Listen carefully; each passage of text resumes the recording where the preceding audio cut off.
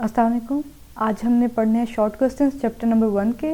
तो ये है 14 शॉर्ट क्वेश्चंस। इसमें पार्ट ए है D and F block elements और कॉल्ड ट्रांजिशन एलिमेंट्स। अब इसके हमने रीज़न बताने कि इनको ट्रांजिशन एलिमेंट्स क्यों कहा जाता है।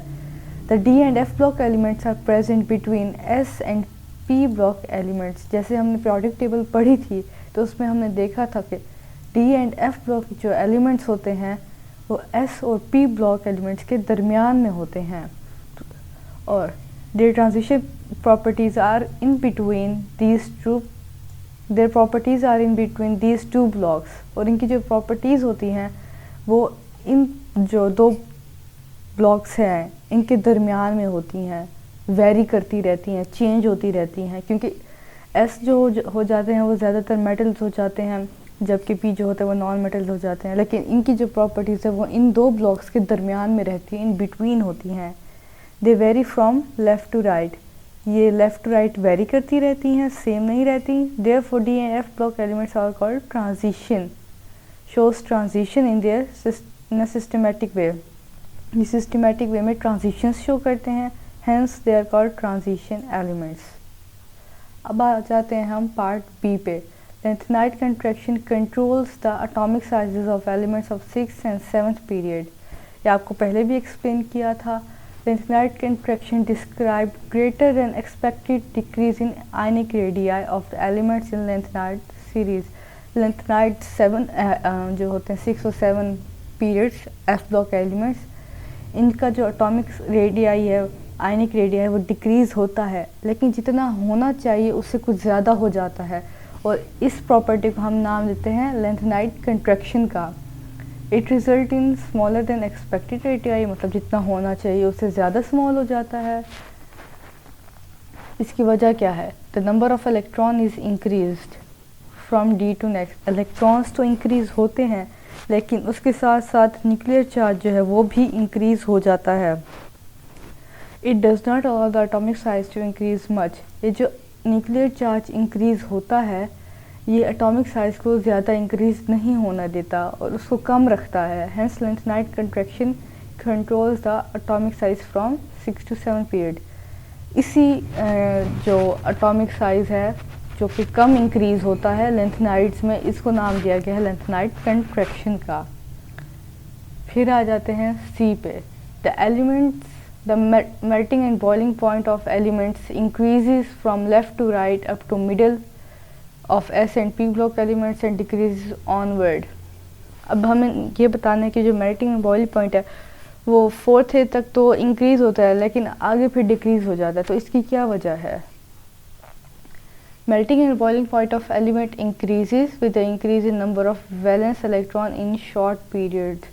शॉर्ट पीरियड में जैसे जैसे नंबर ऑफ़ इलेक्ट्रॉन्स इंक्रीज़ होते हैं और अनपेयर्ड होते हैं वो बॉन्ड ज़्यादा बनाते हैं, जिसकी वजह से मेल्टिंग और बॉइल पॉइंट भी इलेक्ट्रॉन्स के इंक्रीज़ के साथ साथ इंक्रीज़ होता रहता है और ये इंक्रीज़ 4a तक होता है। But then they decrease up to noble gases. लेकिन फिर आगे 5 से 8a तक जो कि नोबल गैसेस है वहाँ तक डिक्रीज़ होता है। Reasons: the number of electrons go on increases in outermost shell from left to right. These electrons form bond with other atoms, hence melting and boiling point increases up to 4a। मतलब जैसे जैसे electron increase होते हैं outermost shell में वो ज़्यादा bond बनाएगा दूसरे एटम्स के साथ और मेल्टिंग बॉइलिंग पॉइंट इंक्रीज होगा स्ट्रॉन्ग इंटरमोलिकुलर फोर्सेस की वजह से। फिर आ जाता है डिक्रीज के रीज़न पे। Another important change occur from 4 to group 5, 6, 7a। The lighter elements of this group exist as a small covalent molecules। they do not exist as 3-dimensional lattice। they have very weak intermolecular forces between them, hence their melting and boiling point are extremely low। मतलब ये है इसमें electrons तो increase होते हैं लेकिन ये जो है वो शेयरिंग ऑफ इलेक्ट्रॉन से कोवलेंट मॉलिक्यूल्स बनाते हैं, 3-डायमेंशनल लैटिस नहीं होते इनके, स्मॉल कोवलेंट मॉलिक्यूल्स बनाते हैं और कोवलेंट में जो इंटरमोलिकुलर फोर्सेस होती हैं वो वीक होती हैं, जिसकी वजह से बॉन्ड्स आसानी से टूट जाते हैं और इनका मेल्टिंग और बॉइलिंग पॉइंट वो बहुत लो होता है। तो अब आते हैं अगले क्वेश्चंस पे। The oxidation state vary in a period but remain almost constant in group. Oxidation state depend on number of valence electrons in outermost shell. जो ऑक्सीडेशन स्टेट है वो डिपेंड करती है कि आपके आउटरमोस्ट शेल में कितने इलेक्ट्रॉन्स है।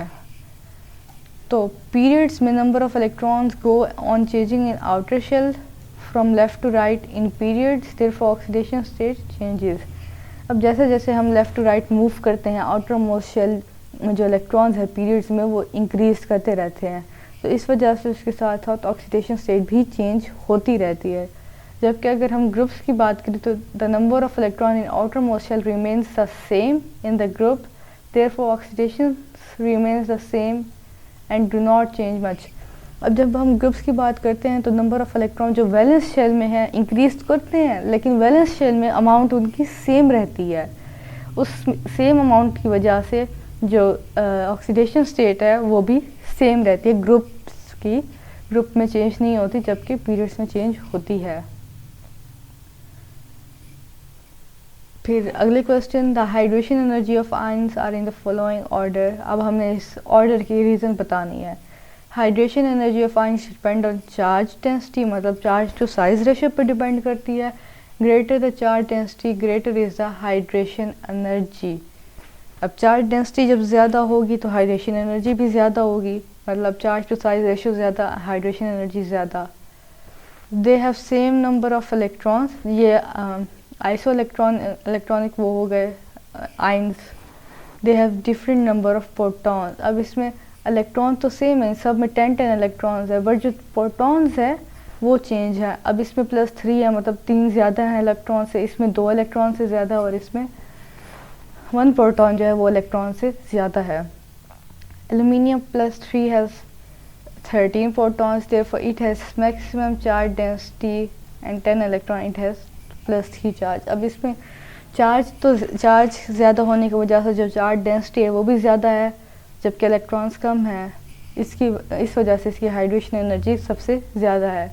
फिर मैग्नीशियम +2 में 12 प्रोटॉन्स है और 10 इलेक्ट्रॉन्स है। इसकी हाइड्रेशन एनर्जी जो है वो उससे एल्यूमिनियम से कम होगी, क्योंकि इसका चार्ज कम है, चार्ज डेंसिटी भी कम हो जाएगी। अब जो सोडियम है इसमें 11 प्रोटॉन्स है जबकि 10 इलेक्ट्रॉन्स है, इसकी सबसे कम होगी चार्ज डेंसिटी, और इस वजह से हाइड्रेशन एनर्जी भी सबसे कम होगी। अब आ जाते हैं F पे। Ionic character of halides decreases from left to right in a period. अब आयनिक कैरेक्टर मतलब वो इलेक्ट्रॉन लूज कितनी जल्दी कर सकता है। वो कह रहे हैं इलेक्ट्रॉन लूज करने की जो पावर है वो लेफ्ट टू राइट डिक्रीज होती है। Electropositivity charge decreases from left to right. जो इलेक्ट्रोपॉजिटिविटी कैरेक्टर है वो लेफ्ट टू राइट डिक्रीज होता है। Therefore tendency to lose electron also decreases.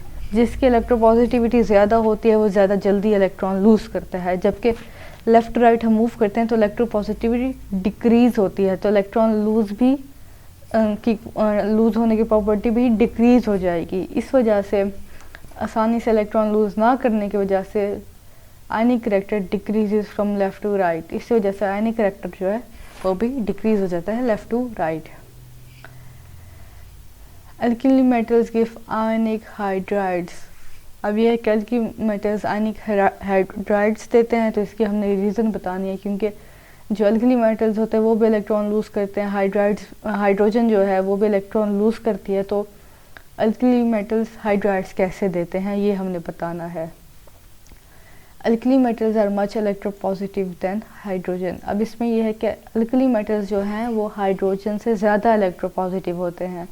मतलब ये कि अल्कली मेटल्स हाइड्रोजन से पहले इलेक्ट्रॉन लूज़ कर देंगे और उनका जो लूज़ किया हुआ प्रोटॉन होगा वो हाइड्रोजन गेन कर लेगा। अब हाइड्रोजन लूज़ भी कर सकता है, गेन भी कर सकता है, लेकिन जो मेटल्स अल्कली मेटल्स है वो उससे ज़्यादा जल्दी लूज़ करेंगे, जिस वजह से वो जो इलेक्ट्रॉन लूज़ हुआ होगा वो हाइड्रोजन गेन कर लेगा। Therefore these metals lose electron and give these electrons to hydrogen। उन्होंने लूज़ किया मेटल्स ने और वो हाइड्रोजन ने गेन कर दिया। Therefore ionic bond is formed, hence alkali metal give ionic hydride, और वो बनाते हैं आयनिक हाइड्राइड, जैसे कि एग्जांपल है सोडियम हाइड्राइड की। अब आ जाते हैं F पे। Although both sodium and phosphorus are present in the same period of the periodic table, yet Their oxides are different in nature. Sodium oxide is basic while phosphorus oxide is acidic in character. अब हमने इनकी reason बताने के हैं तो same period में, लेकिन sodium oxide जो है वो बेसिक ऑक्साइड बनाता है जबकि फॉस्फोरस ऑक्साइड एसिडिक ऑक्साइड होता है, तो इसकी हमने रीज़न बतानी है. Nuclear charge increases from left to right in a period but sizes of atom decreases due to increasing of nuclear charge. जो न्यूक्लियर चार्ज है लेफ़्ट टू राइट इंक्रीज़ होता है, और इस न्यूक्लियर चार्ज के इंक्रीज़ होने की वजह से जो एटॉमिक साइज़ है वो डिक्रीज़ होता जाता है, क्योंकि वो न्यूक्लियर से इलेक्ट्रॉन को ज़्यादा पावर से अट्रैक्ट करेगा तो साइज़ जो है वो डिक्रीज़ हो जाएगा. This increase charge causes decrease in metallic character from left to right in the period. अब जब न्यूक्लियर चार्ज ज़्यादा होगा तो इलेक्ट्रॉन ज़्यादा पावर से अट्रैक्ट होंगे तो वो इजीली लूज़ नहीं हो सकेंगे. इजीली लूज़ ना होने की वजह से जो मेटालिक करेक्टर है एटम का वो डिक्रीज़ हो जाएगा. Therefore oxides become more and more acidic in character from left to right. अब जैसे हमें पता है कि जो मेटल्स है वो बेसिक ऑक्साइड्स बनाते हैं जबकि नॉन मेटल्स जो हैं वो एसिडिक ऑक्साइड्स बनाते हैं. अब जब हम लेफ़्ट टू राइट मूव करेंगे तो एटम्स नॉन मेटल्स हो जाएंगे क्योंकि वो इलेक्ट्रॉन इजीली लूज़ नहीं कर सकेंगे, तो उनके जो ऑक्साइड्स भी जो बनेंगे वो एसिडिक होंगे.